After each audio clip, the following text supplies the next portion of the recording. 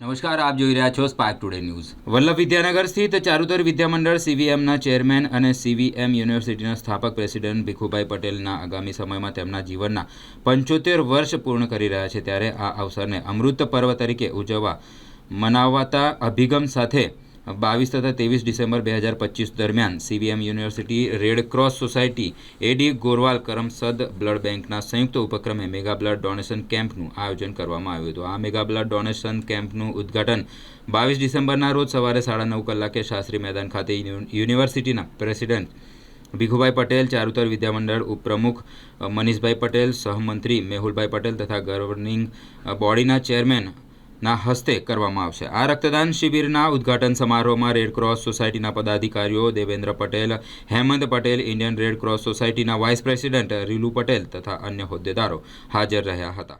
ચારુતર વિદ્યામંડળ અને ચારુતર વિદ્યામંડળ યુનિવર્સિટી હંમેશા આપણા સમાજ માટે કંઈક ને કંઈક સારું કરવા માટે અને આપણા ચારુતરના એરિયા માટે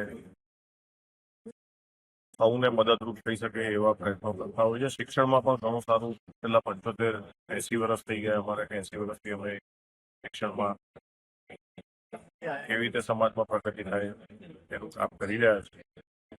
તો આજે અમારા ચેરમેન શ્રી ચારુતર વિદ્યામંડળ શ્રી ભીખુભાઈનું 75મી વર્ષની ઉજવણી અમે 29 તારીખે કરી રહ્યા છે. તેના ભાગરૂપે આજે એક મેગા બ્લડ ડોનેશન કેમ્પનું આયોજન કરેલું છે અહીંયા શાસ્ત્રી ગ્રાઉન્ડમાં અને એડીઆઈટી કોલેજમાં, બે જગ્યાએ, ન્યૂ વલ્લભ વિદ્યાનગર અને વિદ્યાનગરમાં શાસ્ત્રી ગ્રાઉન્ડ.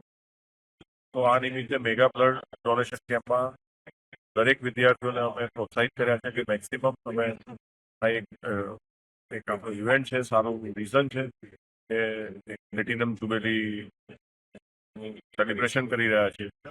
તો આપ સૌ આ નિમિત્તે આપ સૌ બ્લડ ડોનેટ કરો અને લોકોને હેલ્પ થાય આ બ્લડ ડોનેટ કરવાથી. વચ્ચે તો રેડ ક્રોસમાં ખૂબ જ બ્લડની અછત થઈ ગયેલી, ખૂબ જ અછત હતી લાસ્ટ વીક.